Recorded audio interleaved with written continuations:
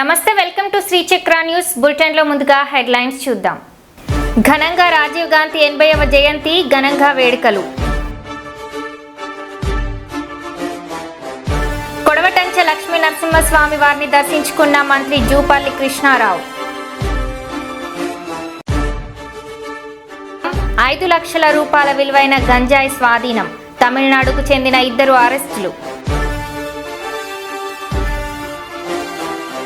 కోనసీమ జిల్లా అమలాపురంలో ఘనంగా 185వ ఫోటోగ్రఫీ డే దినోత్సవ వేడుకలు.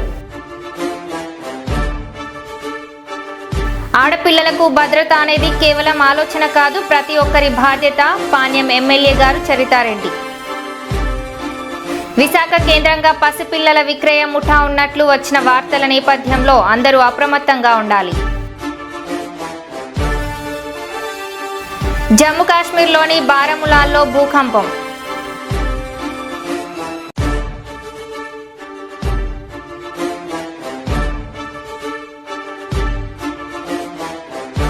ఇక వివరాల్లోకి వెళ్తే, ప్రజా సమస్యల పరిష్కార వేదిక 144 సెక్షన్ తలపిస్తుంది.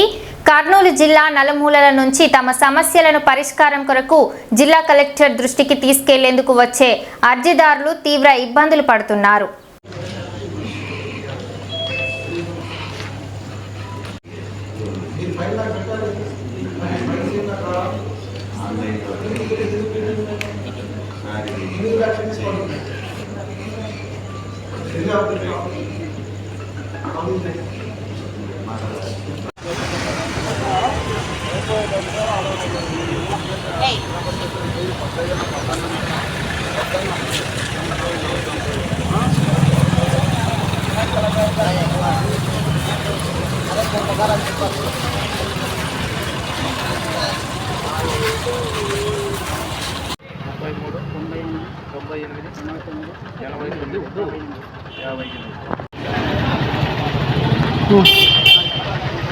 గవర్నమెంట్ నిర్వహిస్తున్న ప్రతి సోమవారం జరుగుతున్న ప్రజావేదిక సమస్యల ప్రజాధికార పార్టీ ప్రెసిడెంట్ మూలింటి సుదర్శనం. జయశంకర్ భూపాలపల్లి జిల్లాలోని రేగొండ మండలంలోని కొడవటంచ లక్ష్మీ నరసింహస్వామి వారిని ఎక్సైజ్ పర్యాటక సాంస్కృతిక శాఖ మంత్రి జూపల్లి కృష్ణారావు దర్శించుకొని ప్రత్యేక పూజలు నిర్వహించారు. ఆలయ అర్చకులు మంత్రికి పూర్ణ కుంభంతో ఘన స్వాగతం పలికారు. అర్చకులు వేద ఆశీర్వచనం చేశారు. ఆలయ అధికారులు తీర్థ ప్రసాదాలు అందజేశారు.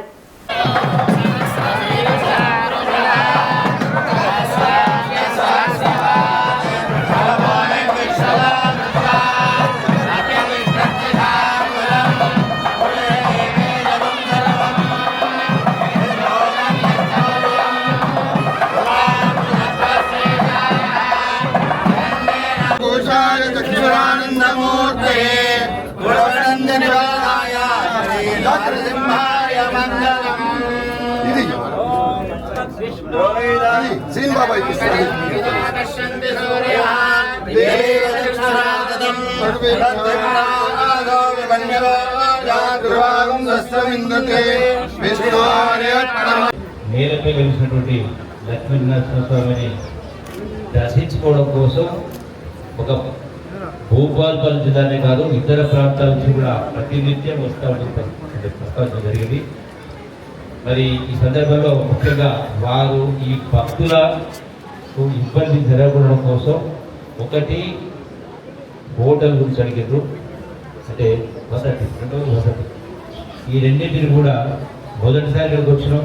మరి మీ అభిమాన నాయకుడు కోరిక తీసేపోతే నాది కూడా తప్పని లక్ష్మీనరసింహస్వామి తప్పకుండా ఆ అధికారులు వచ్చి ఇక్కడ వసతి ఏర్పాటు చేసి భక్తులకు ఇబ్బంది కలగకుండా ఈ ఏర్పాట్లు తక్షణమే ఏర్పాటు చేసి కార్యక్రమం కోసం వచ్చేటువంటి వారం రోజులు దాన్ని ఎస్టిమేట్ చేసి ఎంత అవసరం ఉంటే అంత మంజూరు ఇచ్చి ఆ యొక్క వసతి ఇబ్బందులు తెలియకారం చేస్తాం. అలాగే భోజనానికి మంచి కూడా ఎక్కడో కుటుంబాలు పోకుండా కూడా దానికి హరిత రెస్టారెంట్ కూడా అది కూడా ఏర్పాటు చేస్తామని అందరికీ సవ్యంగా విజ్ఞప్తి చేస్తూ, రెండవది మరి టూరిజం శాఖ మంత్రి ఇక్కడికి వచ్చిన టూరిజంతో పాటుగా వాస్తవంగా టూరిజం అంటే ఈ రోజున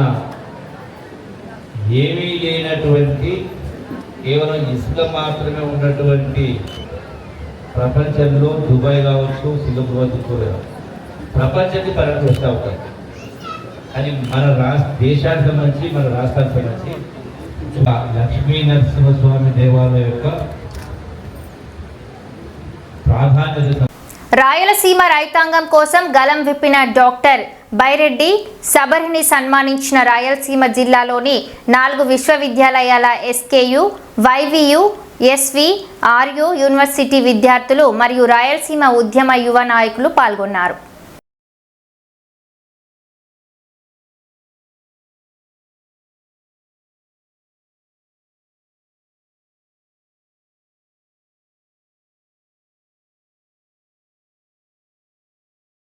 స్థానిక కర్నూలు పట్టణం NR Peta Balaji nursing home hospital doctors యాజమాన్యం నిర్లక్ష్యం వల్ల 26 ఏళ్ల హెచ్ మాధవి అనే వివాహిత విగత జీవిగా మారింది.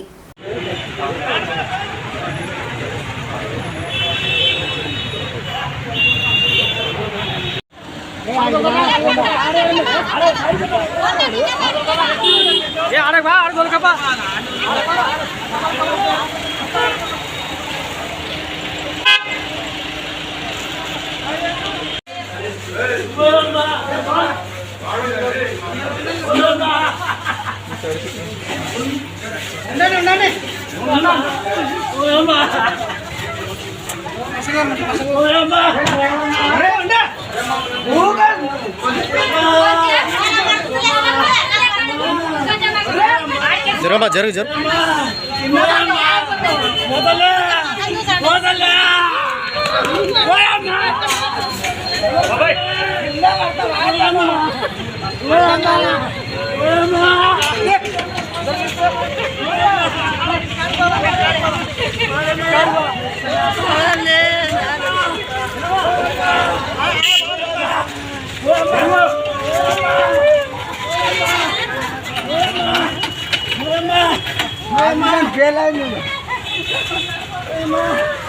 ఏమైంది?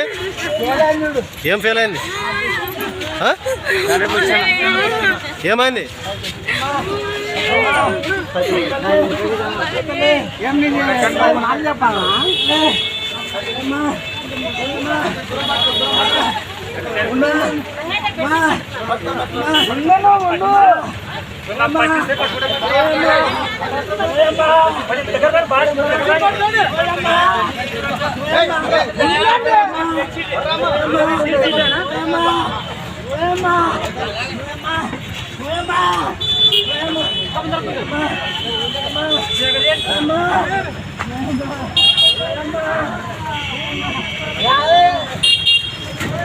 ఏమైంది?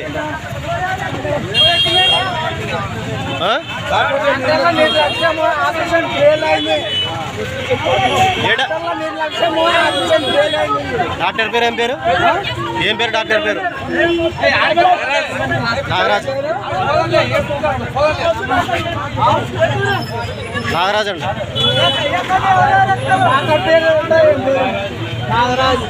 ఏ హాస్పిటల్ ఇది? ఏం హాస్పిటల్ ఇది?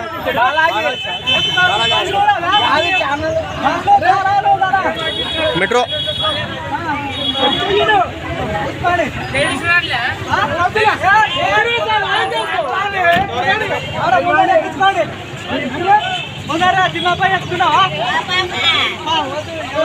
ఏమైంది పెద్ద మనిషి? ఏమైంది?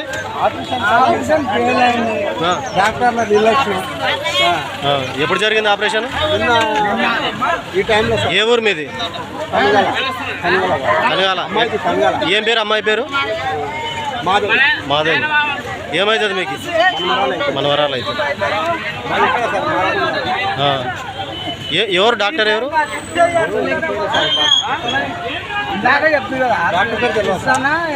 నాగరాజు. నాగరాజేనా?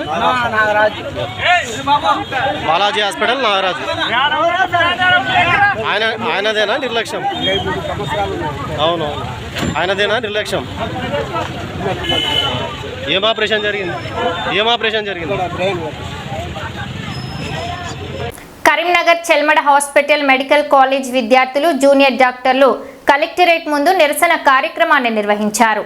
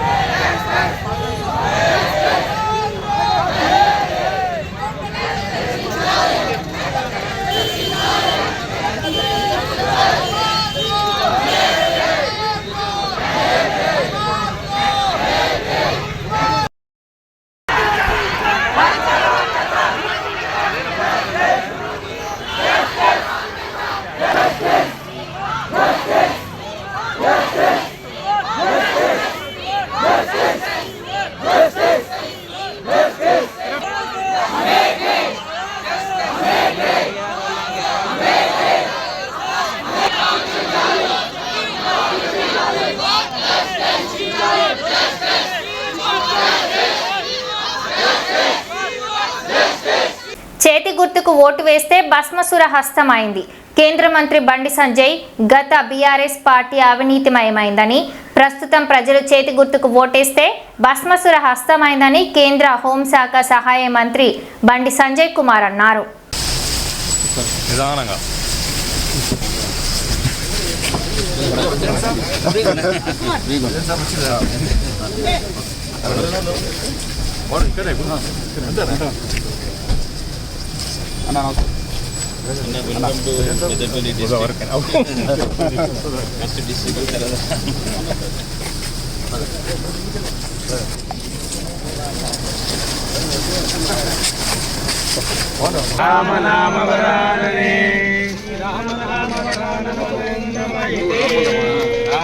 राजाय प्रदत्य सागिने नमा वयं वै श्रवणाय कुर्महे समे कामान् कामकामाय मह्यं कामेश्वरो वै श्रवणो दधातु कुबेराय वै श्रवणाय महाराजाय नमः।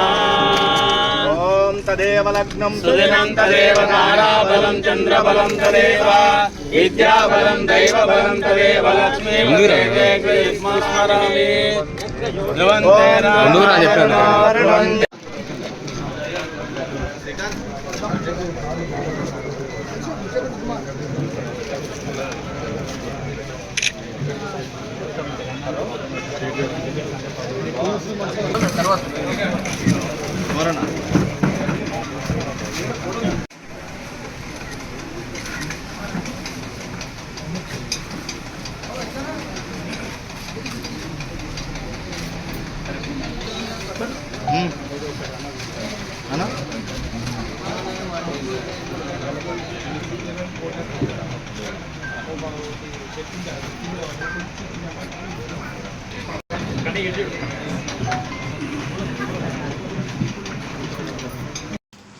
ఆ చేయి గుర్తు మీద చేస్తే ఆ చేయే భస్మాసుర వస్తంగా మారింది తెలంగాణలో. ఒకసారి అధికారాన్ని రాగానే ఇప్పుడు దోసుకుంటూ స్టార్ట్ అయ్యింది.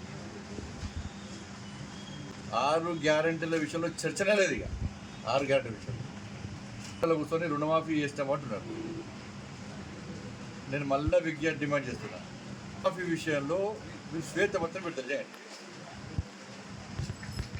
ఎన్ని లక్షల మంది రైతులకు బ్యాంకులు రుణాలు ఇచ్చినాయి ఈ 10 సంవత్సరాలు? ఎన్ని లక్షల మంది రైతులకు బ్యాంకులు రుణాలు ఇచ్చినాయి? బ్యాంకు లెక్కేంది, మీ లెక్కేంది? మీరు ఎన్నికల్లో ఇచ్చినటువంటి హామీ ఏంది, ఎన్నికల తర్వాత ఇచ్చిన హామీ ఏంది, ఇప్పుడు చేస్తున్నది. ఇదే కాంగ్రెస్ పార్టీ సోనియమ్మ పేరు చెప్పుకొని, అంత ఇంద్రమ్మ పేరు చెప్పి కుంభముచ్చారు. ఇప్పుడు సోనియమ్మ స్టార్ట్ చేసారు. ఇక సోనియమ్మ పేరు చెప్పి సోనియమ్మ బర్త్డే సందర్భంగా 40,000 కోట్ల రూపాయలు మేము మాఫీ చేస్తాం రుణాలు. ఎవరు? కాంగ్రెస్ పార్టీ చెప్పిందే ఇది. సోనియమ్మ బర్త్డే చెప్పండి, సోనియమ్మ బర్త్డే అయిపోయింది.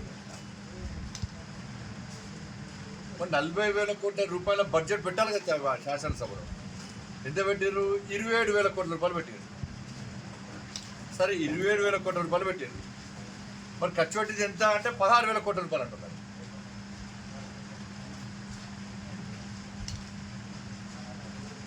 అంటే అర్థపర్థం లేకుండా, అందుబందులు లేకుండా, హోదానికి కూడా సంబంధం లేకుండా, ఒక నాయకుడు ఒక రకంగా, ఇంకో నాయకుడు ఇంకో రకంగా ఒక కన్ఫ్యూజన్ క్రియేట్ చేస్తున్నారు. 70% మందికి రుణమాఫీ జరగలేదు. ఇప్పుడు చాలామంది రైతులు అనారోగ్యాల రీత్యా అప్పుల పాలై చనిపోయారు. వారు కూడా లోన్ తీసుకున్నారు. నిన్న మల్యాల మండలంలో ఒక గ్రామానికి ఒక పేద వ్యక్తి చనిపోయాడని పోతే వాళ్ళ భార్య చెప్తున్నది, సార్ 2 లక్షలు రుణమాఫీ చేస్తానని చేయలేదు, మా భర్త చనిపోయింది. వాళ్ళ నిన్న పోయి అడిగితే మీ భర్త చనిపోయింది కదా, రుణమాఫీ చేయమంటారు. వాళ్ళు చనిపోతే భార్యకు ఒత్తిడి కదా. ప్రస్తుతం విడుదల చేయమంటే దాని మీద ఏం లేదు. మళ్ళీ విమర్శకు ప్రతి విమర్శనే, సమాధానం లేదు వాళ్ళ కదా. విమర్శకు ప్రతి విమర్శనే. కేసీఆర్ వచ్చేమో 1,00,000 రూపాయలు రుణమాఫీ చేస్తానని మొన్న నట్టేట్లో ముచ్చిపోయింది. ఆయన ఏ తర్వాత పోటీగాడు మునగాడు ఏతర కావచ్చు అని చెప్పి పాపం రైతులు కట్టకుండా అసలుకు వడ్డీకి మిత్తికి మిత్తాయి. ఇవాళ వాళ్ళకు తడిచిపోబడైపోయింది.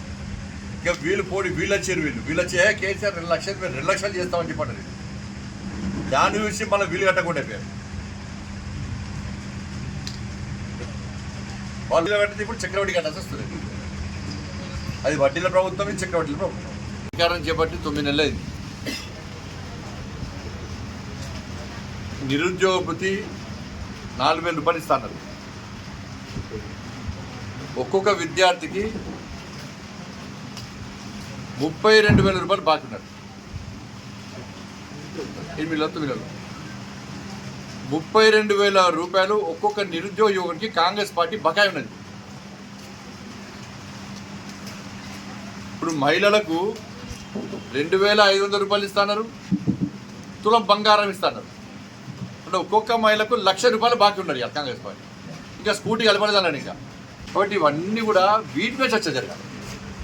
ఈ పార్టీ ఆ పార్టీలో విలీనమవుతుందా, ఆ పార్టీ దాంతో అయ్యేదని చెప్పారు. ప్రజలు పట్టించుకుంటారు దాని గురించి. ఈ పార్టీ ఆ పార్టీ ఈ పార్టీ ఏ ప్రజలు దాని గురించి పట్టించుకుంటే ప్రజలు కావాల్సింది మేము ఇబ్బందులో కష్టాలు ఉన్నాం. బీఆర్ఎస్ పార్టీ మోసం చేస్తే ఈ పార్టీకి ఓటేస్తే ఇది బస్మాత్రం వస్తలేక అయిపోయింది మా పరిస్థితి. ఇంత కేసీఆర్ కొడుకు లెక్క ఇదంతా సేమ్ మాఫియా. ఈ ల్యాండ్లు కబ్జా చేసుకోవడానికి రైతులను పేద ప్రజలను వాళ్ళను మభ్యపెట్టి తక్కువ రేట్లకు ల్యాండ్లు కొనుక్కొని ఎక్కువ రేట్లకు అమ్ముకోవడానికి ల్యాండ్స్ డిమాండ్ రావడానికి ఒక ప్రత్యేకంగా ఒక నాయకుడు నియమించారు కాంగ్రెస్ పార్టీ. అప్పుడు కుటుంబం దోచుకున్నది, ఇప్పుడు కాంగ్రెస్ పార్టీ సేమ్ నాయకులు దోచుకుంటున్నారు. కానీ 2 పార్టీలు సేమ్, అది కుటుంబ పార్టీ, ఇది కుటుంబ పార్టీ.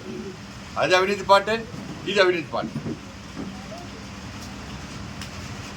జస్ట్ మిస్తానా లేకుంటే ప్రభుత్వం ఆదాయం. జాతీయ రహదారిపై సుమారు 5 లక్షల రూపాయల విలువైన గంజాయి పోలీసులు పట్టుకున్నారు. 2 వ్యక్తులను అరెస్టు చేసి కేసు నమోదు చేశారు.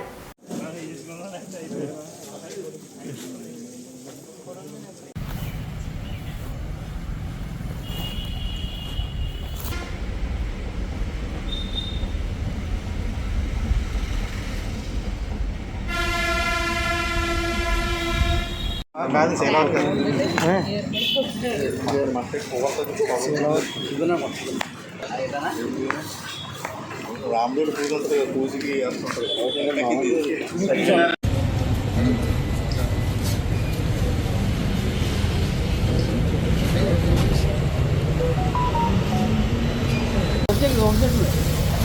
అదే అన్నీ మొత్తం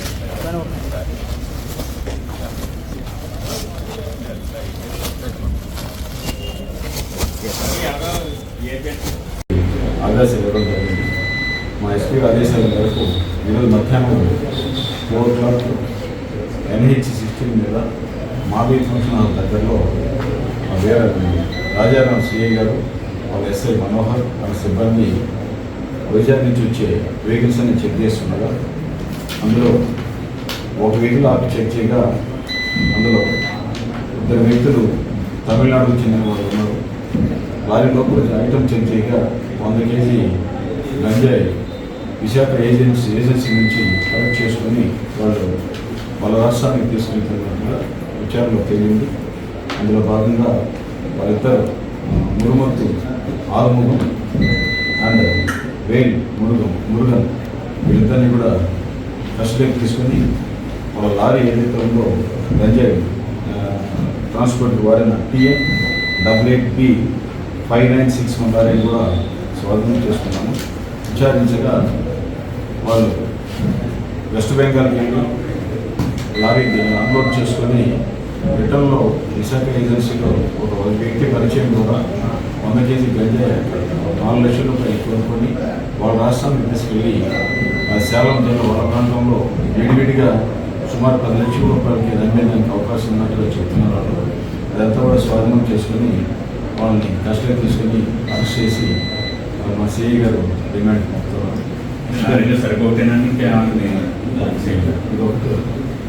అయితే వీళ్ళు ఆల్రెడీ ఇందులో వేలుమురుగన్ మీద గంజాయి కేసు NDPS యాక్ట్ వాళ్ళ రాష్ట్రంలో కేసు నమోదైంది ఆల్రెడీ. వీళ్ళిద్దరు కూడా దగ్గర బంధువులే. ముత్తు ఆరుమురుగు అనే తండ్రి లారీ డ్రైవర్ ఇతను. వీళ్ళిద్దరూ కలిసి ప్లాన్గా వచ్చేసి గంజాయి కానీ ట్రాన్స్పోర్ట్ చేసుకుని అమ్మడం కోసం వీళ్ళతో పట్టుకున్నాం. దీన్ని విచారిస్తున్నాం. వీళ్ళకి ఎవరైతే అమ్మారో అది కూడా మాకు సమాచారం ఉంది. దానికి కూడా టీం పంపించడం జరిగింది. మా సిఐ టీం పంపించున్నారు. వారిని కూడా పట్టుకుంటాము. వీళ్ళని అరెస్ట్ చేసి రిమాండ్ పంపుతాం. అట్లాగే లారీ కూడా కోర్టుకి పంపిస్తుంది. ఇలా 10 లక్షలు ఉంటాయి 100 కేసు వెహికల్ ఎక్కడి నుంచి వస్తుంది రవాణా area Visakha agency Visakha Tamil Nadu 100 KG. ఈ గుడ్ వర్క్ చేసినందుకు మా ఎస్పీ గారు, మా సిఐ గారిని, ఎస్ఐ గారిని, మా సిబ్బందిని సరైన రివార్డు ఇస్తానని చెప్పేసి అభినందించడం జరిగింది. ఈ సంవత్సరం ఇప్పటి వరకు జనవరి నుంచి రాజానగరం పోలీస్ స్టేషన్ పరిధిలో ఇప్పటి వరకు మనం 7 కేసులు నమోదు చేశాము. ఓన్లీ గంజాయి 7 కేసులు నమోదు చేసి 22 మంది సంబంధిత ముద్దాయిలను అరెస్ట్ చేసి వారి నుండి 30 లక్షల రూపాయల వరకు గంజాయి స్వాధీనం చేసుకోవడం జరిగింది.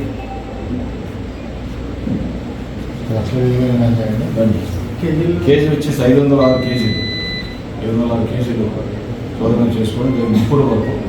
సో ప్రతి రోజు కూడా సర్ప్రైజ్గా మన ఏరియాలో ఎక్కడైతే ఇట్లా గంజాయి మత్తు పదార్థాలు జరగమన్నా కానీ మా కొత్తగా రిపోర్ట్ చేసిన సిఐ వేరే గౌరవ్ ఎస్ఐ గారు సిబ్బంది కూడా రైడ్ చేసి పట్టుకోవడం జరుగుతుంది. వీరి మీద చట్టపరమైన కఠిన చర్యలు మాత్రం తీసుకుంటాం. మా ఎస్పీ గారు ఎప్పటికప్పుడు మమ్మల్ని అలర్ట్ చేసి మాకు డైరెక్షన్ ఇచ్చి ఆదేశాల మేరకు మేము ఈ విధంగా చేయడం జరిగింది. ఇది మంచి వర్క్. ఇదే విధంగా కంటిన్యూ చేసి ఈ మత్తు పదార్థాలు ఈ గంజాయి మీద కూడా సారాయి కానీ మీద కూడా గట్టి చర్యలు తీసుకుంటాం తెలియజేస్తాం. Thank you.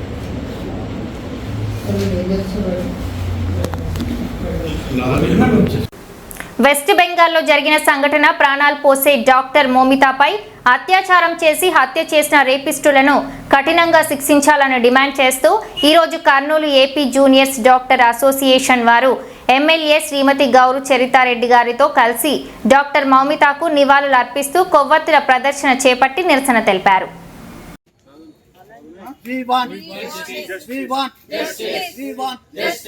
డాక్టర్ మౌమితాకు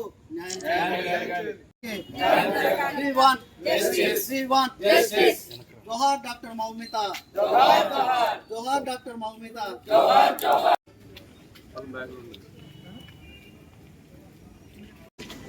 వెస్ట్ బెంగాల్లో ట్రైనీ డాక్టర్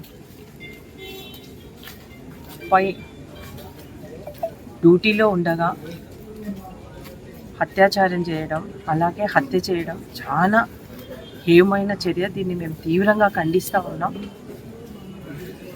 ప్రాణాలు పోసే డాక్టర్లపైనే ఈరోజు రక్షణ లేకపోతే ఇంకా మామూలు ప్రజల పరిస్థితి ఏంటో దీన్ని బట్టే అర్థమవుతూ ఉంది.